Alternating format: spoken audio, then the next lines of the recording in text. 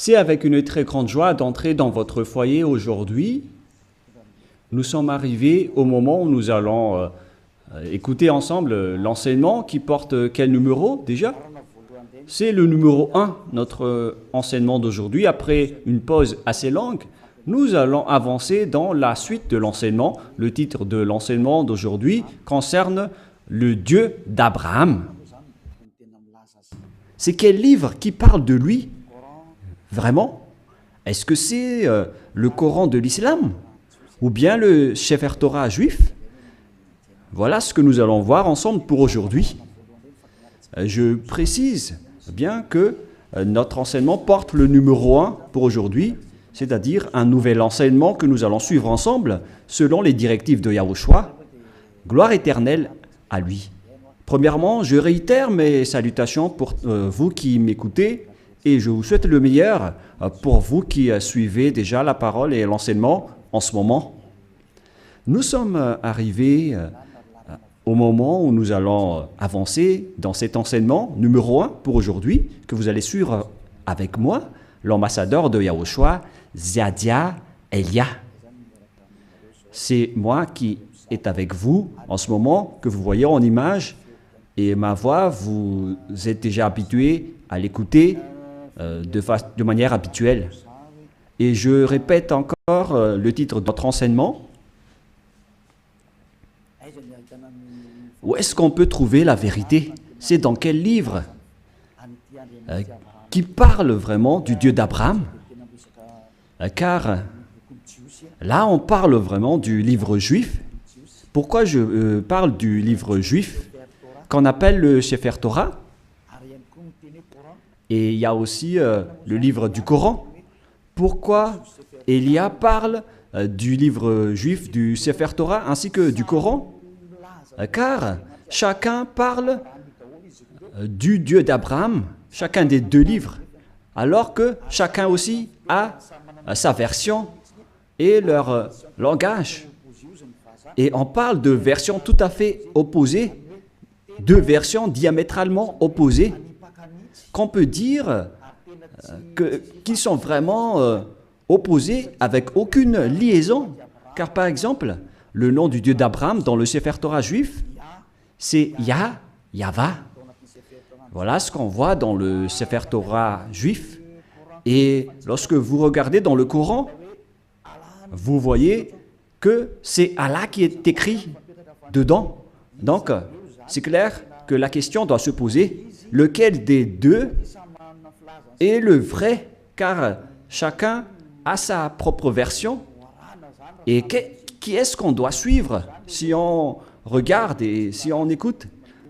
Mais pour les personnes qui ne se cassent pas la tête avec le salut, ils disent que ça va de soi. Mais si vous cherchez vraiment le chemin vers le salut, vous voyez bien que ce schéma est différent. L'autre est vrai et l'autre est faux.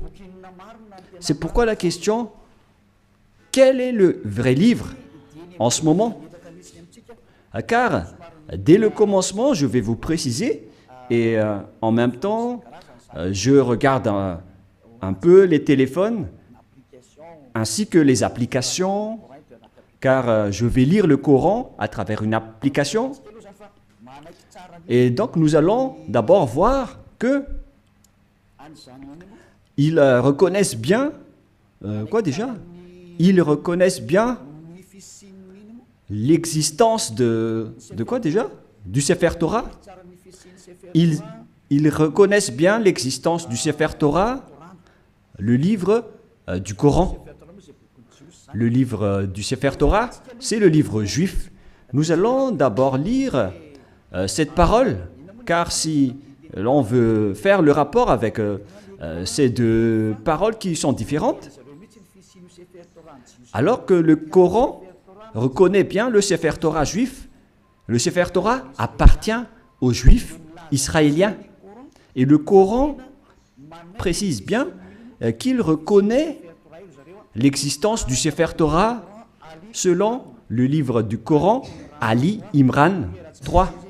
Nous allons regarder ensemble Ali Imran 3.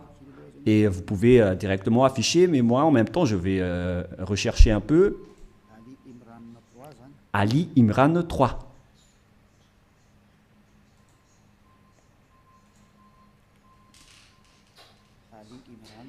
Ali Imran, que vous pouvez déjà afficher, car là, je l'ai retrouvé. Le voilà. Ali Imran 3. Et nous regardons ensemble vers l'écran. Il y a donc une langue arabe et après, il y a la traduction. Il a fait descendre sur toi le livre avec la vérité. Confirmant le livre descendu. Et il fit descendre la Torah et l'Évangile, ce qui prouve que l'islam reconnaît bien que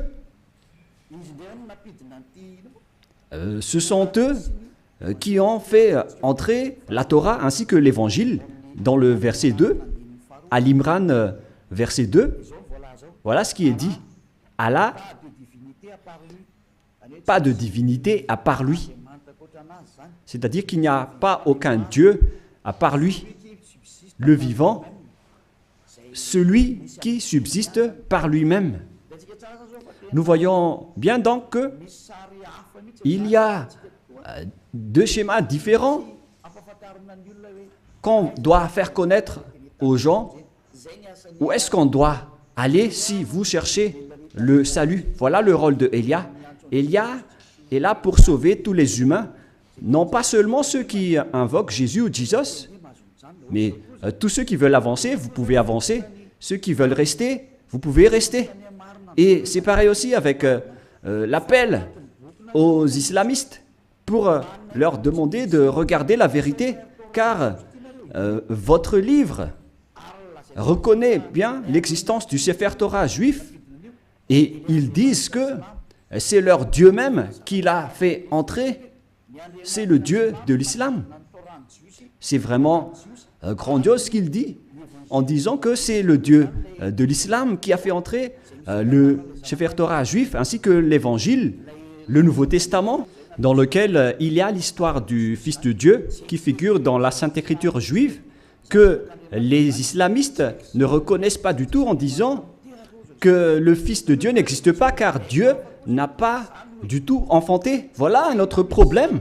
C'est-à-dire qu'il y a un schéma étrange concernant cette parole de Dieu qui vraiment possède la vérité. Et donc, nous allons suivre le titre qui raconte vraiment ce Dieu et qui a vraiment la vérité. Est-ce que c'est dans le Coran de l'islam ou c'est dans le Sefer Torah juif? Car ce sont les deux schémas opposants et qu'on doit confronter. Ce n'est pas qu'on va faire combattre le livre, mais on doit regarder la vérité à travers la parole. Et donc c'est clair que le Dieu de l'islam, selon eux, c'est lui qui a donné le Torah ainsi que le Nouveau Testament, la bonne nouvelle dans l'Évangile où il y a Yahushua, mais qu'ils ont changé au nom de Isha. Et les faux chrétiens l'ont changé en Jésus ou Jesus. Et certains nous demandent, est-ce que vous êtes chrétien? Moi, je réponds directement, nous ne sommes pas chrétiens. Car le Christ, plusieurs gens l'ont déjà changé en autre sens. Élia n'est pas chrétien. Élia suit Yahushua qui est l'élu. C'est celui que je suis. Voilà. Mais le Christ, le nom du Christ est déjà détruit. Et nous, on n'entre plus dans ce genre de choses étranges.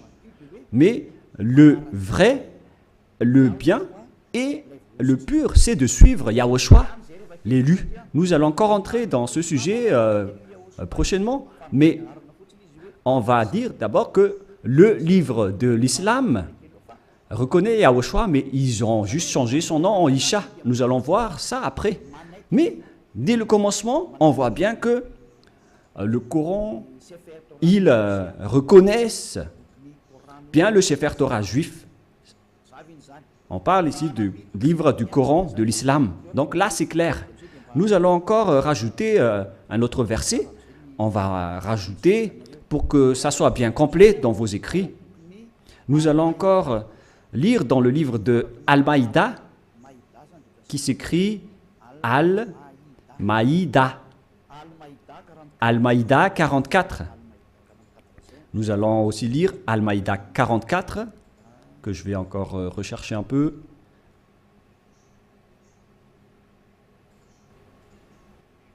Al-Maïda 44. Al-Maïda 44. C'est-à-dire que c'est écrit en plusieurs paroles que le Torah existe. Mais comment te demanderaient-ils d'être leurs juges quand ils ont avec eux la Torah dans laquelle se trouve le jugement d'Allah? C'est-à-dire, ici la parole précise que c'est dans le Torah qu'il y a le jugement de Allah, c'est-à-dire le Dieu de l'islam. Son jugement réside dans le Torah, dans la Torah. Et donc c'est clair à ce sujet-là que la Torah appartient à Allah, ce qui est étrange déjà. Mais qui est le vrai propriétaire de la Torah? Est-ce que c'est Allah ou bien Yahva? Toutes ces questions se posent, car nous voyons tous ensemble que les islamistes disent qu'ils sont les propriétaires de la Torah, d'après ce schéma, car le jugement de Allah pour les humains est dedans.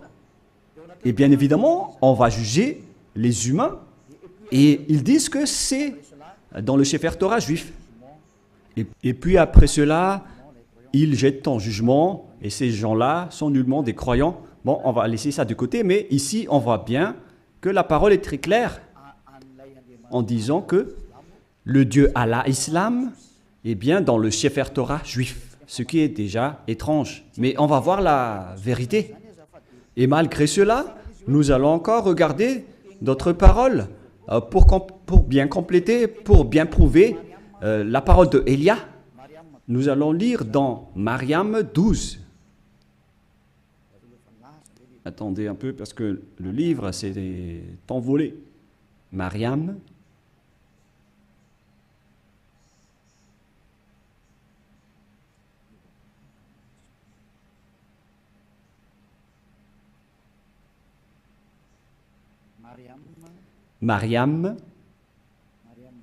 Mariam 12.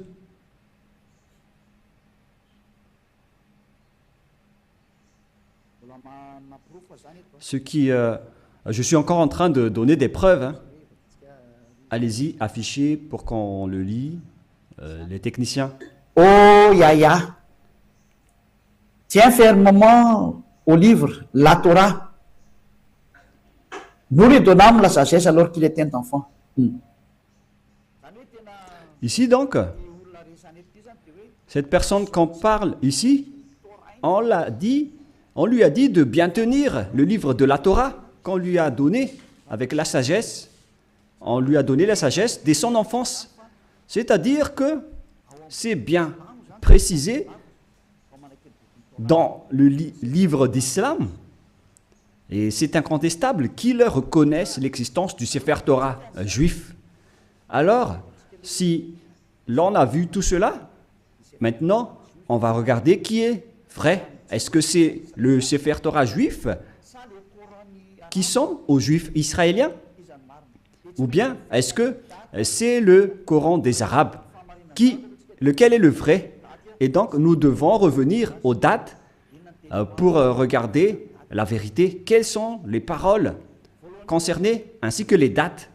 Premièrement, la date du Sefer Torah était vers l'année moins 2000. Et d'ailleurs, après, il a été distribué dans le synagogue selon les chercheurs et les historiens de Wikipédia. Vers l'année moins 1000, on a distribué déjà le Sefer Torah dans les synagogues. Voilà ce que les chercheurs ont dévoilé. Et d'ailleurs, les autres chercheurs peuvent penser à cela pour prouver la parole de Élia. Donc ici, on dit que l'existence du Sefer Torah était déjà vers l'année moins 2000. Nous allons donc voir l'histoire du Sefer Torah dans Wikipédia dans les autres encyclopédies humaines. Voilà donc un autre livre que j'ai sélectionné parmi les livres des chercheurs. En fait, ils sont plusieurs, ces chercheurs, qui ont sorti cette déclaration que j'ai extrait de leur livre. C'est dans l'ancien hébreu alphabet chart. Voilà son titre. Ancien alphabet hébreu chart. Le voilà. C'est en hébreu. Voilà les alphabets hébreux. Et il précise les dates. C'est en quelle année la date, sa date de parution. Voilà donc la date. Ça a été utilisé entre moins 2000 avant Yahushua et moins 1000 avant Yahushua. C'est-à-dire que ça a été utilisé avant l'année moins 2000 jusqu'à l'année moins 1000 avant l'an 0. C'est-à-dire que le Sefer Torah juif, selon ce que tout le monde connaît déjà, notamment les savants, ils connaissent tout cela, mais moi j'ai sélectionné spécialement cela dans Ancien Hébreu Recherche Chapter. C'est-à-dire que les Hébreux ont fait des recherches avec leurs savants pour sortir cet article que ça a été utilisé vers moins 2000, qu'on a utilisé l'alphabet hébreu, colonne 1 utilisé dans l'ancienne époque, colonne 2 vers moins 1000 jusqu'à moins 100, et colonne 3 utilisée depuis moins 400 jusqu'à plus 100. Voilà donc. Alors, on voit bien que c'était utilisé vers moins 1000 jusqu'à plus 100, mais pas moins 100 pour la deuxième. Ici, on voit clairement que c'est depuis l'année moins 2000 que le Sefer Torah juif a déjà existé. Nous allons encore donner une deuxième preuve, toujours sur Wikipédia. Sur Wikipédia, ils disent, concernant la distribution du Sefer Torah juif, lorsqu'ils l'ont sorti, c'est dans Wikipédia que nous allons le lire. Voilà ce qui est dit dans le don du Sefer Torah. Don du Sefer Torah. C'est où déjà? Voilà.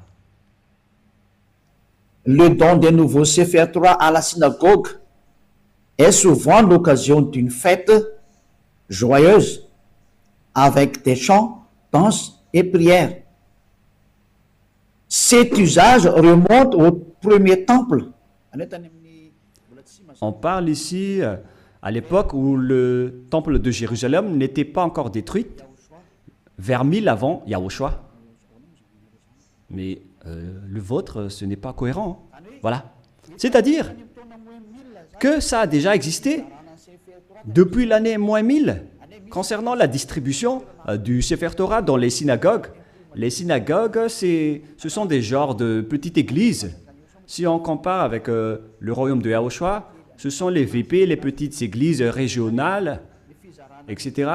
Et donc, ils ont distribué le Sefer Torah depuis l'année moins 1000 dans les synagogues. C'est-à-dire, c'est depuis une époque ancienne que le Sefer Torah existait déjà.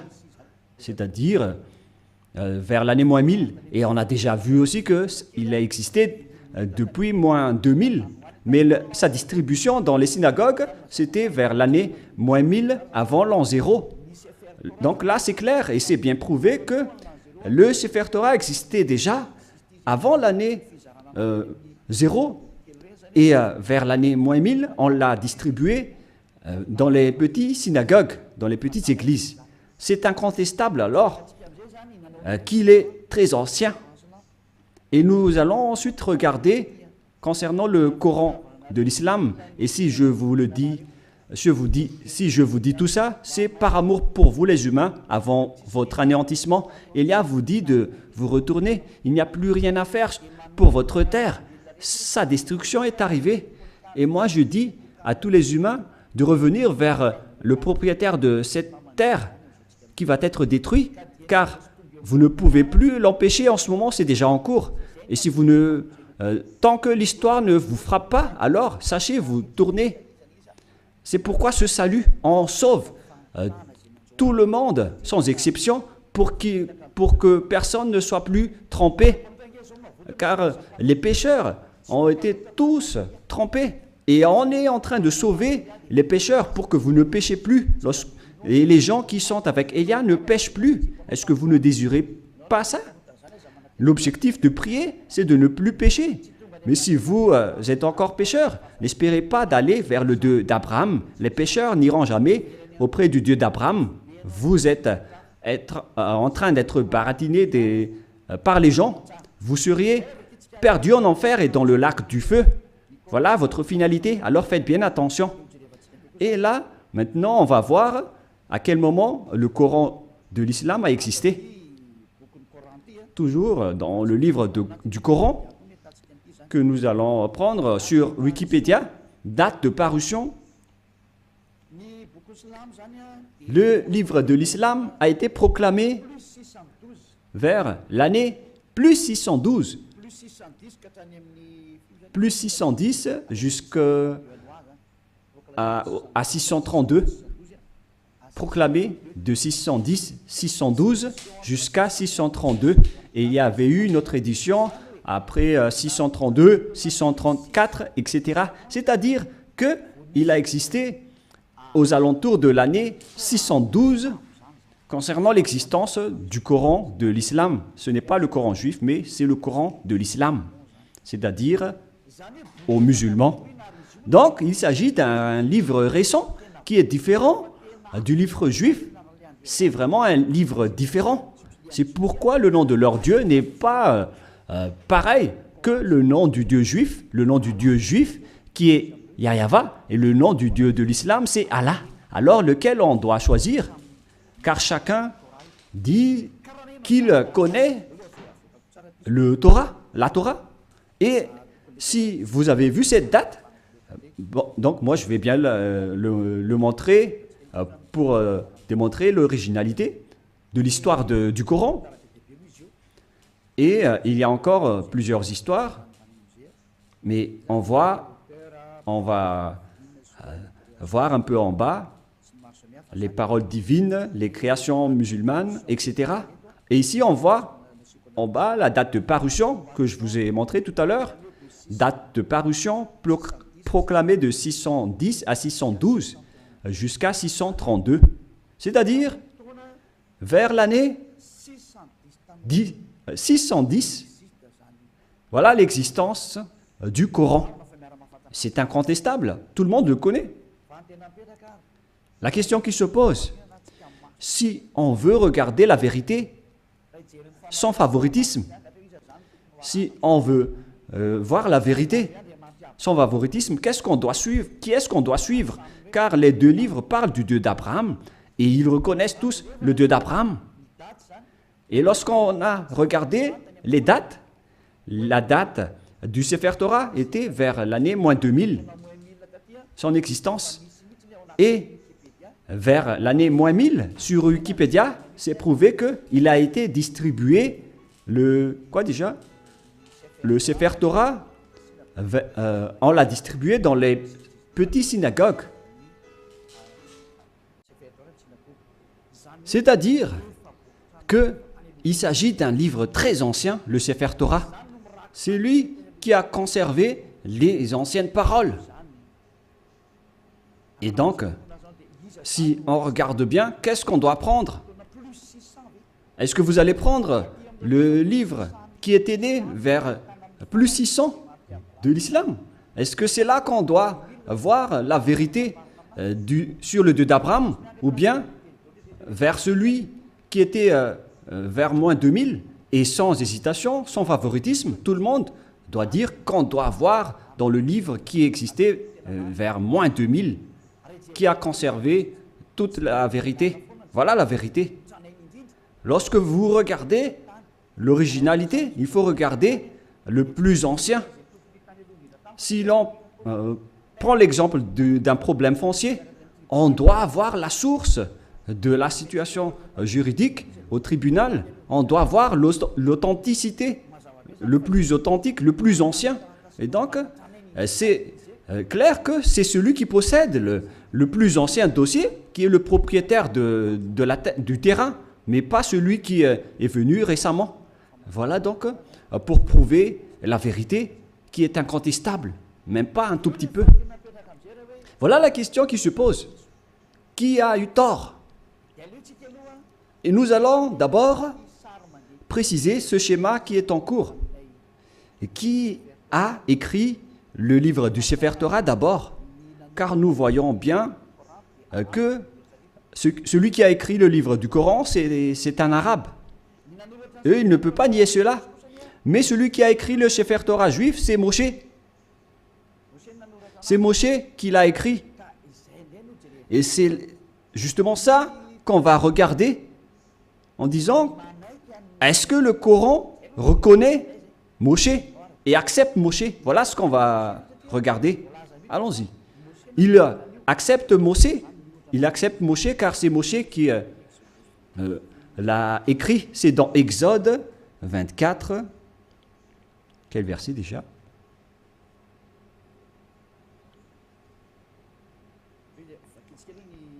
Nous allons d'abord lire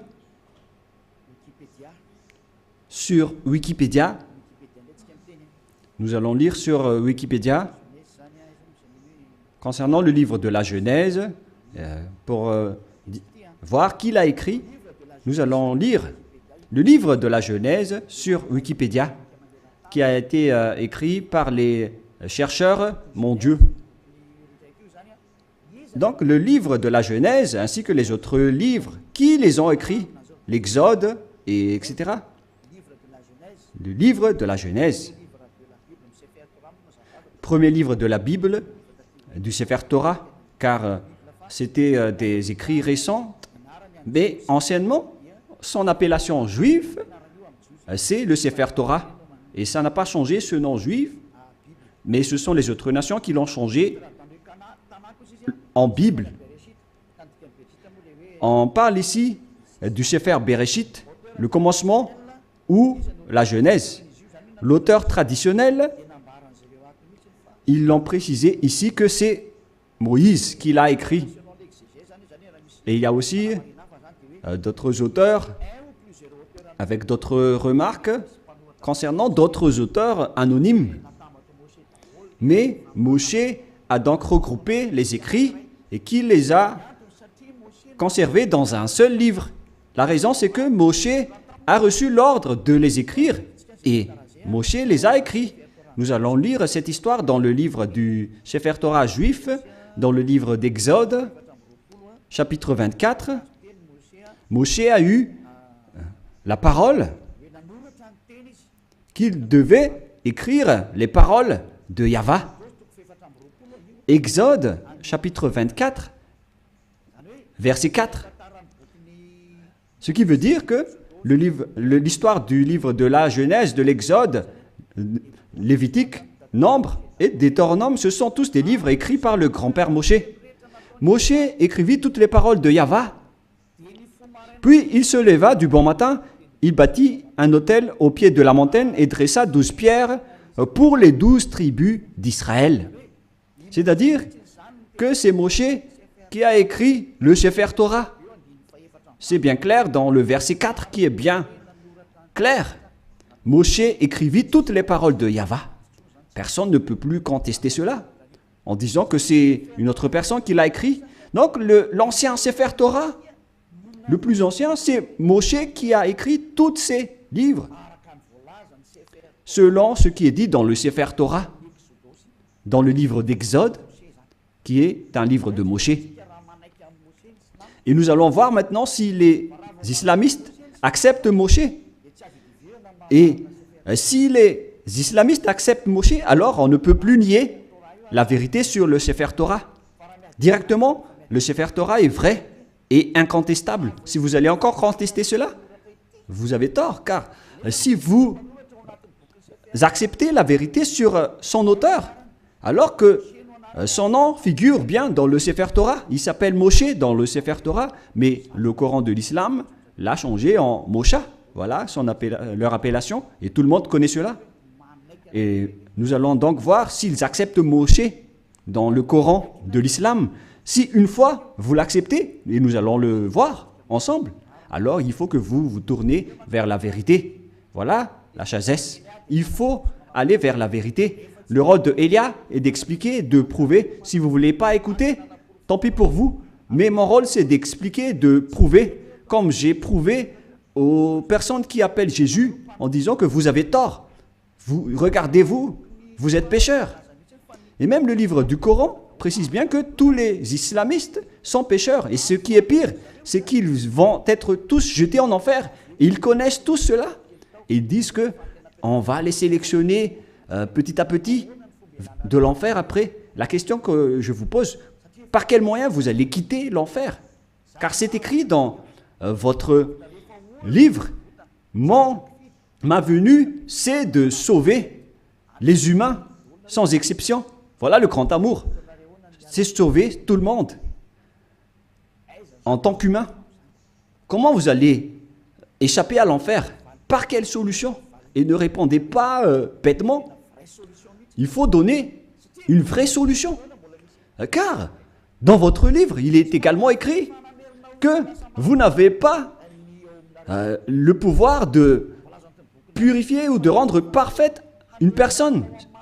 C'est écrit dans votre livre. Vous n'avez pas le pouvoir de changer une personne en une personne vraie et parfaite. Alors, comment vous allez échapper à l'enfer? La question qui se pose. Après votre mort, vous irez en enfer et comment vous allez quitter cette zone? C'est vraiment pire. Hein?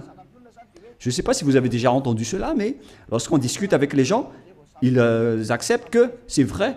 Et lorsqu'on les pose la question, comment vous allez échapper à cela? Et après, ils donnent des réponses bêtes. Si vous êtes en enfer, alors vous êtes méchant, vous êtes puni. C'est là que les adultères, les voleurs, les idolâtres, ils vont être jetés en enfer et dans le lac de feu et de soufre. Mais dans le livre de Sefer Torah juif, il est dit que si quelqu'un est jeté là-bas, il ne pourrait plus y échapper. Souvenez-vous bien de cela. Donc, on va voir maintenant que est-ce que le Coran accepte Moshe ou Moïse pour les catholiques romains et les protestants.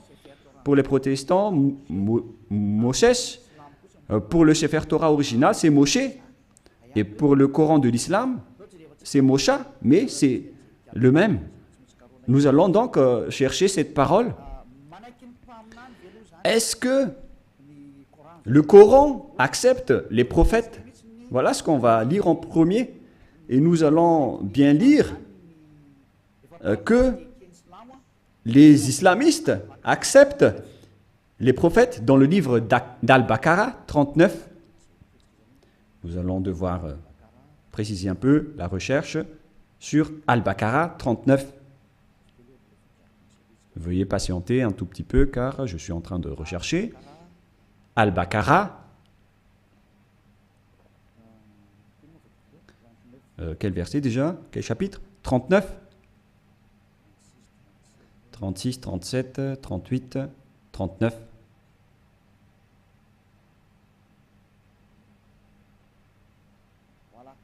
Voilà. Al-Baqarah 39. Le voilà.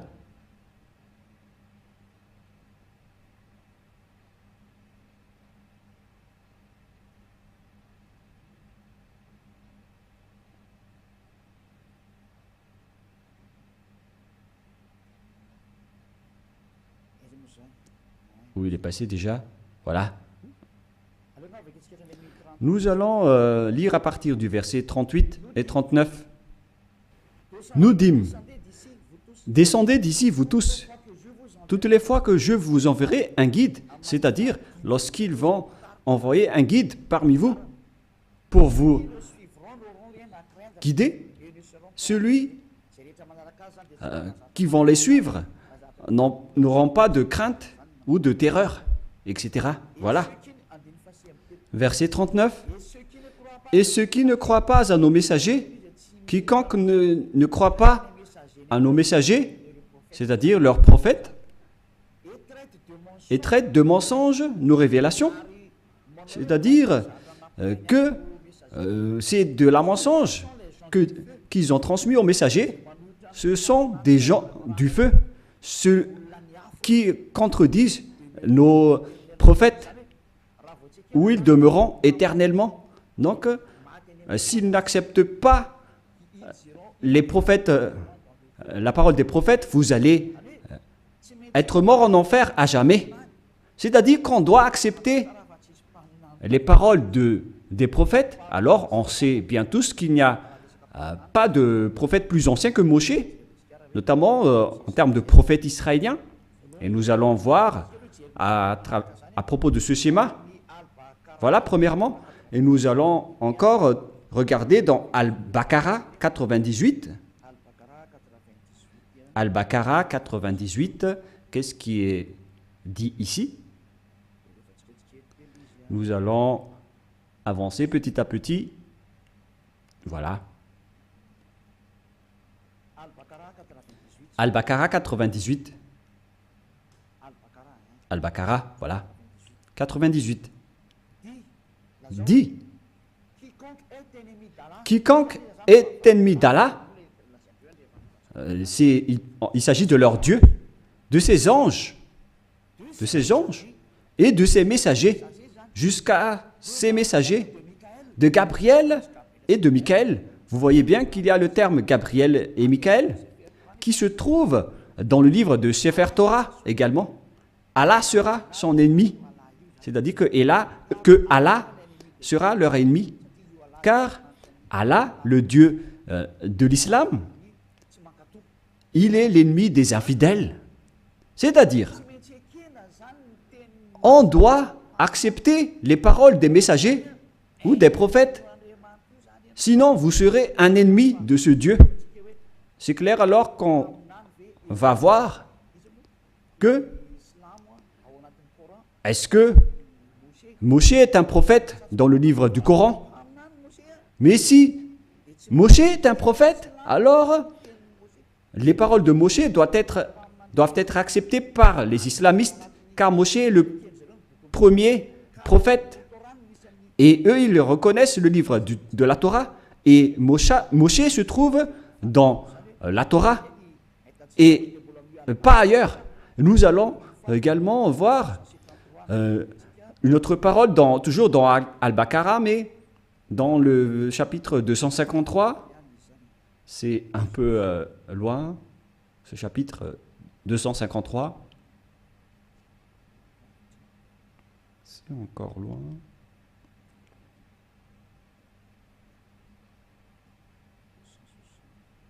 « 260, nous allons revenir un peu, nous allons un peu trop loin.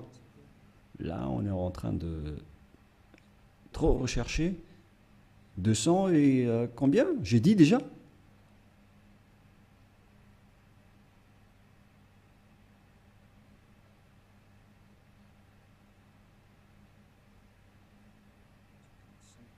55, 54, 53, voilà. Écoutez bien ceci. Parmi ces messagers, nous avons favorisé certains par rapport à d'autres. Il en est à qui Allah a parlé. C'est-à-dire, parmi les prophètes et les messagers, il y a des hauts gradés par rapport aux autres.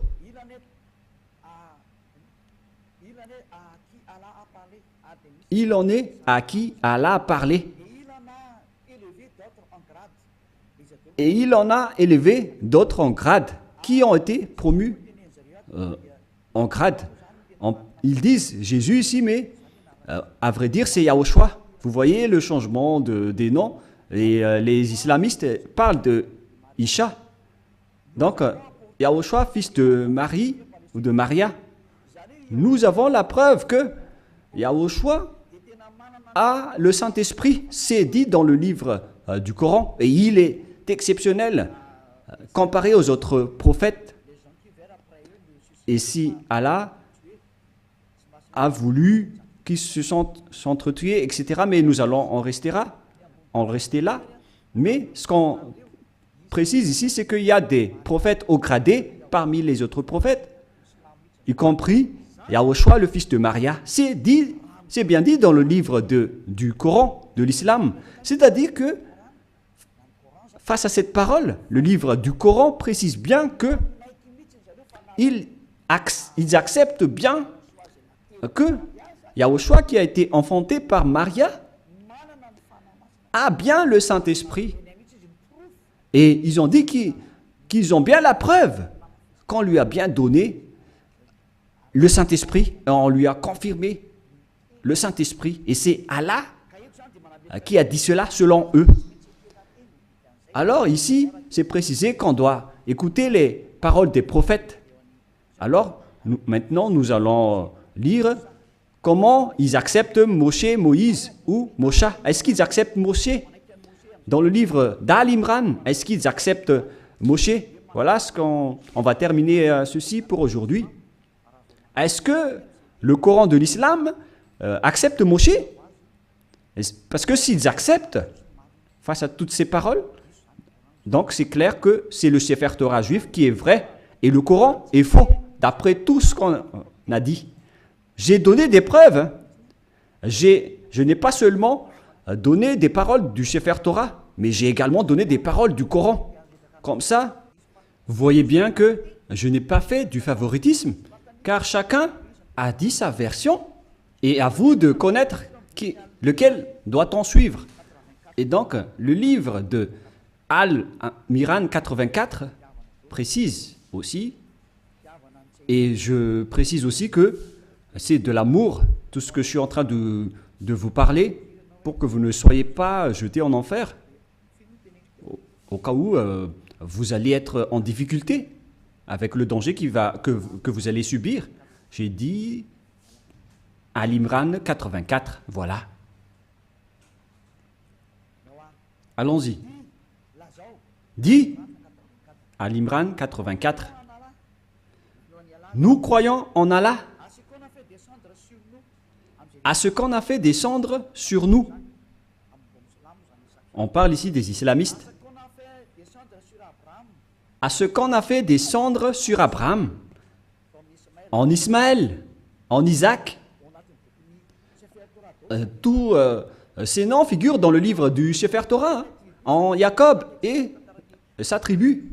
On voit bien l'histoire de cette tribu dans le livre du Sefer Torah juif et de ce qui a été porté par Moïse. Moïse, et donc ici c'est le porte-parole et le prophète, et on va dire Yahushua directement. Et ici donc, on précise bien que les islamistes croient à tous les prophètes jusqu'à Jésus, Isha, c'est-à-dire Yahushua, en vrai. Depuis Moshe ou Moïse, ils acceptent tous les prophètes. C'est clair alors que le Coran ne peut pas dire qu'il nie Moshe. C'est pas vrai. On le nie carrément, car nous l'avons bien tous vu ensemble. Élia n'a rien inventé. Élia n'a rien inventé. C'est le salut. Le danger arrive sur votre terre. C'est le devoir de Élia de vous sauver. Mais si vous ne voulez pas être sauvé, vous avez déjà écouté, tant pis pour vous, mais j'espère que vous allez être sauvés. Nous allons encore voir une autre parole dans Mariam 51. Où se trouve le livre de Mariam? 51.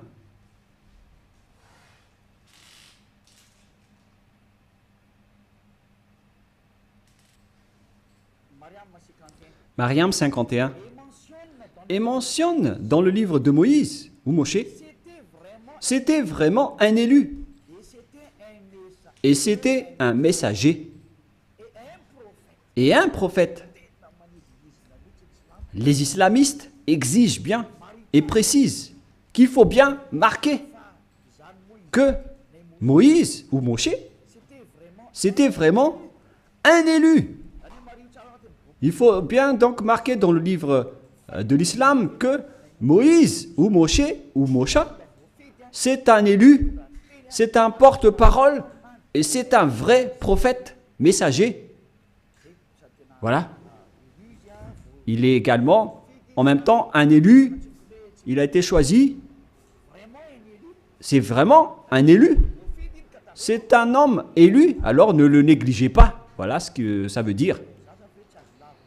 Vous voyez maintenant que les islamistes ne doivent plus nier. Car c'est bien dans leur Coran la vérité de Moshe. Et qu'est-ce que Moshe a dit? Car c'est Moshe qui va nous dire que c'est lui qui a écrit le livre de la Genèse. Nous allons aussi voir cette parole. Donc c'est clair que vous ne devez plus nier cela en disant qu'il y a des fausses paroles. Pourquoi vous allez contredire la parole de Moshe?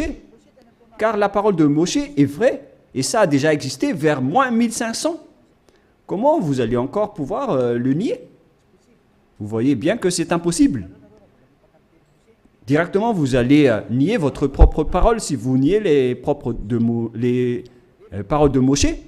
C'est clair, donc, que vous devez revenir vers le Sefer Torah juif si vous voulez être sauvé. Si vous ne voulez pas revenir là-bas, alors là, vous êtes frappé par votre propre parole. Je n'ai rien inventé.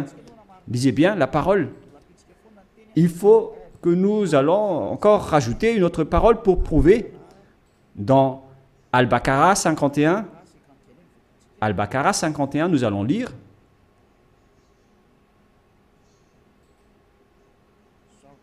Voilà. Al-Baqarah 51. Et rappelez-vous, lorsque nous donnâmes rendez-vous à Moïse pendant 48, Et rappelez-vous que lorsque nous avons donné rendez-vous à Moshe pendant 40 nuits, lorsqu'il était allé sur la montagne, puis en son absence, vous avez pris le veau. Il se tourne ici vers les Israéliens que, en l'absence de Moshe, vous avez pris le veau pour idole, c'est-à-dire un statut idole, et vous étiez injuste à l'égard de vous-même en adorant autre qu'Allah. Et donc, vous avez adoré un bœuf qui est injuste devant le Dieu de l'islam qu'ils appellent Allah. Vous voyez bien qu'on parle ici d'un sujet juif. Donc, les islamistes acceptent que Moshe était bien monté sur la montagne, alors qu'on voit cette histoire dans le Sefer Torah juif qui existait déjà vers moins 1500, qui est bien loin comparé au livre du Coran qui a existé vers plus 600. Les dates ne sont pas vraiment du tout proches. Et si on écoute tout cela, on doit bien penser, est-ce que on doit nier encore le Sefer Torah juif et pour confirmer que les paroles de Moshe sont incontestables? C'est le livre de Coran qui le dit. Je n'ai rien inventé. Nous allons encore regarder une autre dernière parole dans le livre de An-Nisha 163. An-Nisha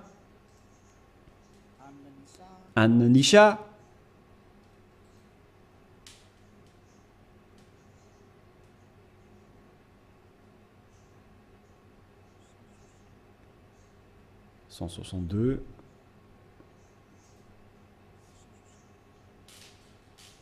Là, c'est 160 et combien?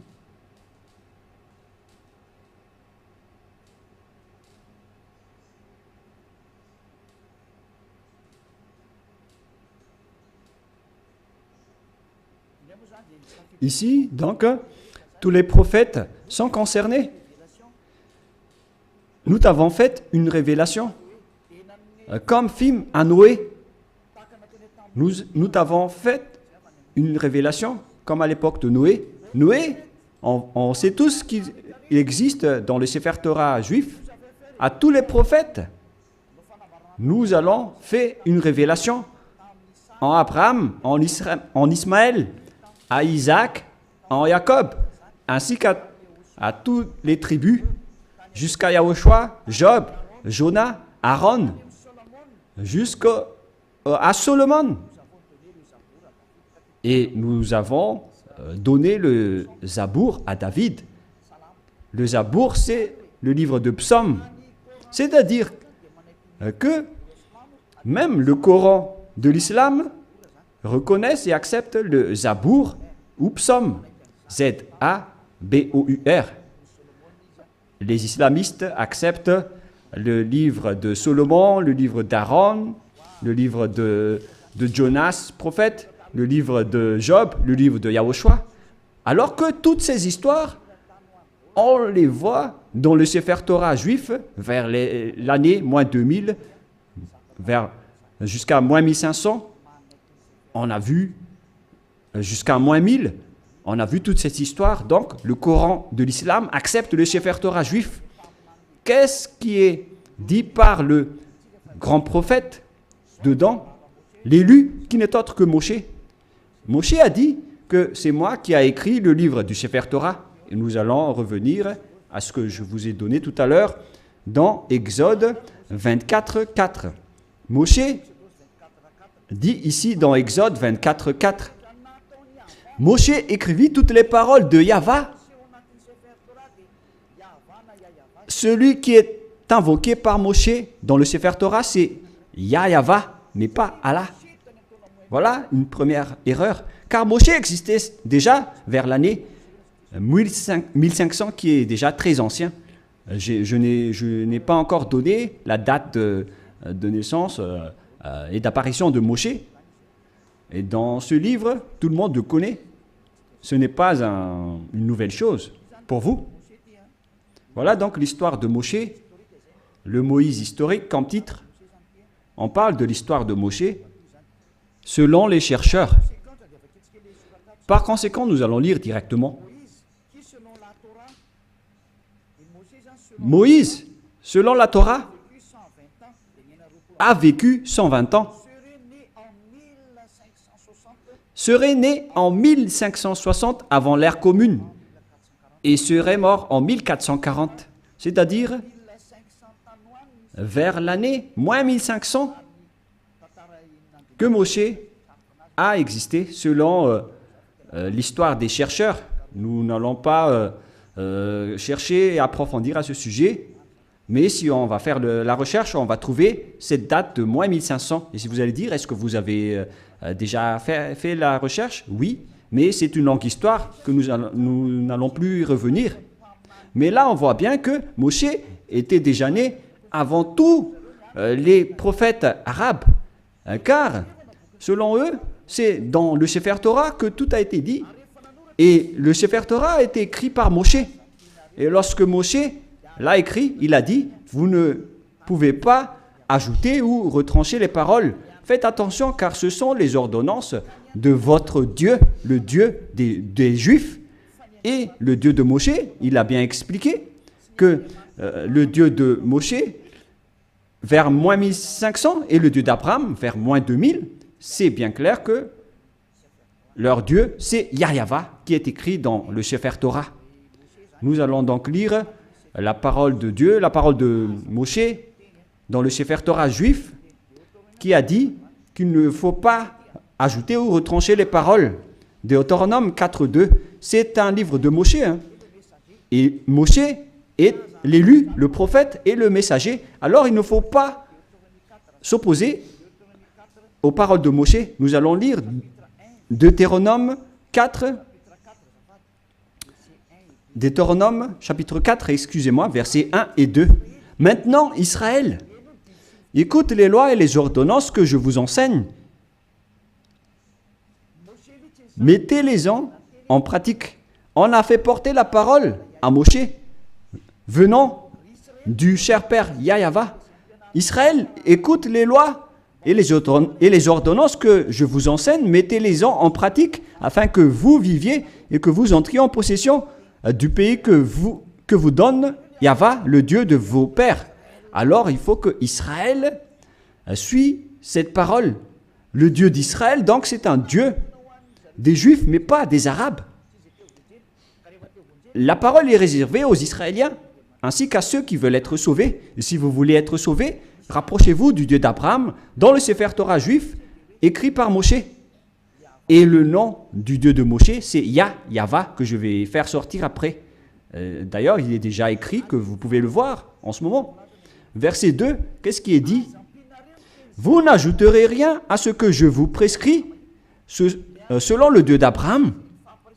Le Dieu d'Abraham qui a discuté avec Moshe, et qui l'a ordonné. Et après, Moshe a dit, dans le Sefer Torah, que les islamistes acceptent l'existence. Le Sefer Torah précise bien que vous devez observer les lois de Yahva, votre Dieu. Et donc, vous n'ajouterez rien. Et vous n'en retranchez rien aux paroles. Voilà ce qui est dit par le Dieu de Moshe. C'est-à-dire que toutes les paroles écrites par Moshe depuis le livre de la Genèse.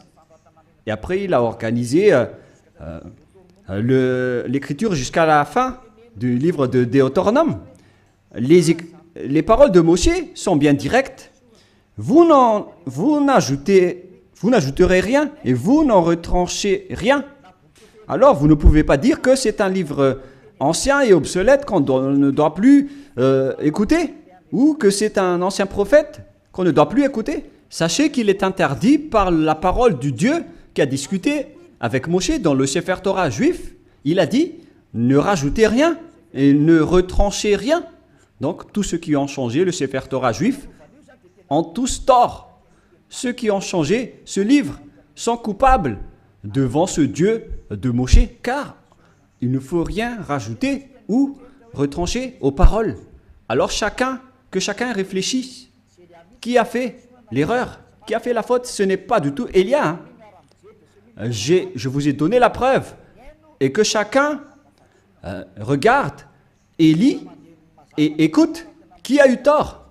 Et si les jugements se déroulent parfaitement, on a tous vu que celui qui a changé le Sefer Torah juif aura tort. Car c'est Moshe qui a précisé qu'on ne peut ni rajouter ni retrancher les paroles qui sont dedans, car ce sont les lois de Dieu, les lois de Yahva qui a envoyé Moshe vers l'année 1500. Il est le plus ancien des prophètes et il a écrit le Sefer Torah directement. Et ce prophète a dit qu'il ne faut pas ajouter ni retrancher mes paroles selon le Dieu d'Abraham.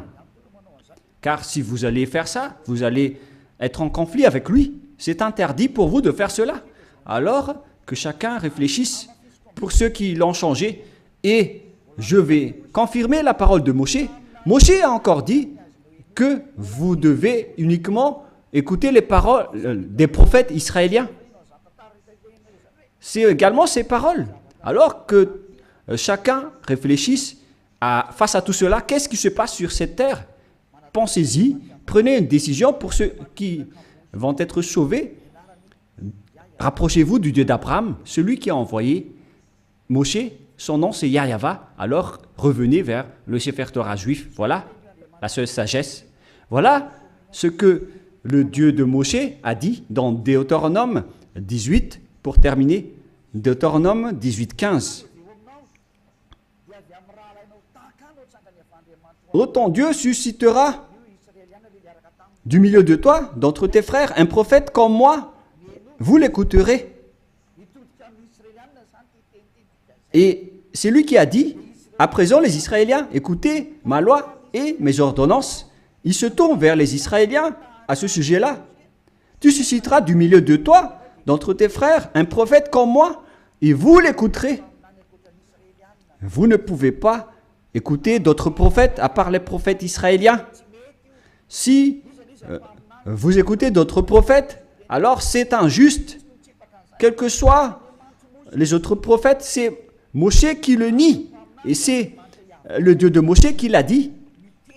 Et c'est le Dieu Yahva qui a envoyé Moshe, le prophète, qui a dit que vous ne devez écouter que les prophètes israéliens. Pour terminer, nous allons lire le verset 18 et 19 Deutéronome 18, 18, 19. Je leur susciterai du milieu de toi, de leurs frères, un prophète comme toi. Je mettrai mes paroles dans sa bouche et il leur dira tout ce que je lui commanderai. Et si quelqu'un n'écoute pas mes paroles qu'il dira en mon nom, c'est moi qui lui en demanderai compte. Selon ce Dieu d'Abraham, c'est le Dieu d'Abraham qui a déclaré que quiconque n'écoute pas ma parole, je vais les juger. Qu'est-ce qu'il a dit? Vous devez uniquement écouter les prophètes israéliens. S'ils ne sont pas israéliens, alors c'est pas correct. Selon le Dieu d'Abraham, il a dit que vous devez écouter les prophètes israéliens. Et le prophète israélien qui a écrit cela, c'est Moshe, que vous acceptez dans le livre du Coran. Le Coran accepte précisément qu'il est accepté en tant que prophète, messager et élu. Donc si vous niez Moshe, ce Dieu d'Abraham va vous juger. Et nous allons terminer avec le nom du Dieu d'Abraham. Son nom c'est Yahva. Nous allons lire dans le livre de l'Exode pour terminer. Et après que chacun réfléchisse sur cette grande bonté, car c'est un salut pour vous. Nous sommes arrivés pour vous sauver. Le sage voit le danger et se cache, mais le fou avance et regrette. Exode 15, 2. Yahva est ma force et le sujet de mes louanges. C'est lui qui m'a sauvé. Il est mon Dieu, je le célébrerai. Il est le Dieu de mon Père. Je l'exalterai. Yahva est un vaillant guerrier. Yahva est son nom. Donc, le nom de ce Dieu dans le Sefer Torah, c'est Yahva. D'ailleurs, nous avons le Sefer Torah que nous allons montrer pour terminer dans Exode 15, 2.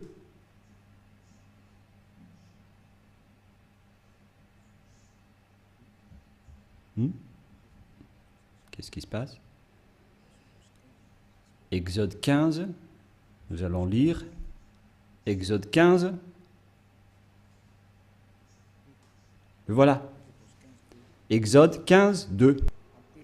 En hébreu, il est dit ici que Avzi Vzimrat Yah. Yah, c'est le nom de Dieu. Vaili, Ilishua, Evanvehu, Elohe, Alui, Varuminu. C'est Yah qui est son nom depuis le début. Et deuxièmement, Yahva, Ishmishchama, Yahva Shmo.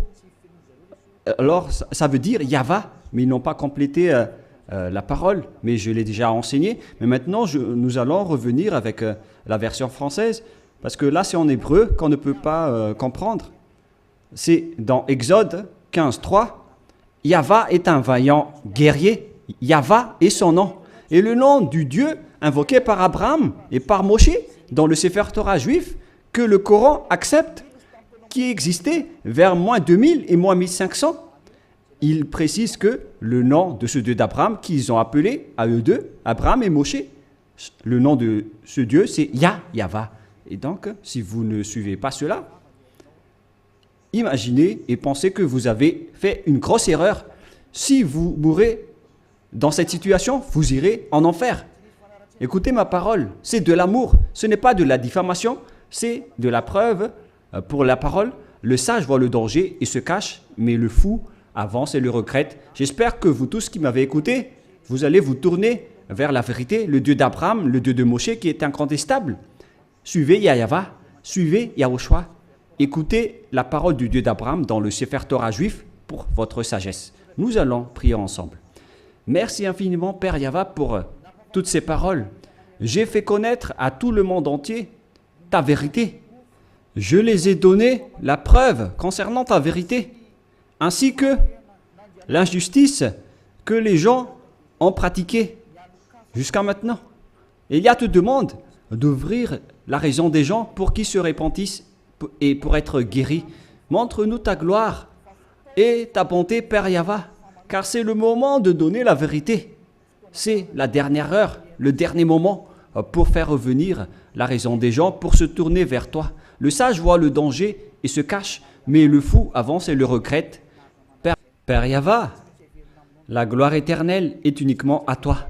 On va faire revenir vers toi ta gloire ton respect et ta vérité. Voilà la mission que tu as confiée à Elia. Gloire éternelle à toi, Père Yahva. Et au nom de toi, Yahushua. Alléluia. Amen. Je vous souhaite à tous d'être bénis par Yahushua et à notre prochain rendez-vous. Au revoir.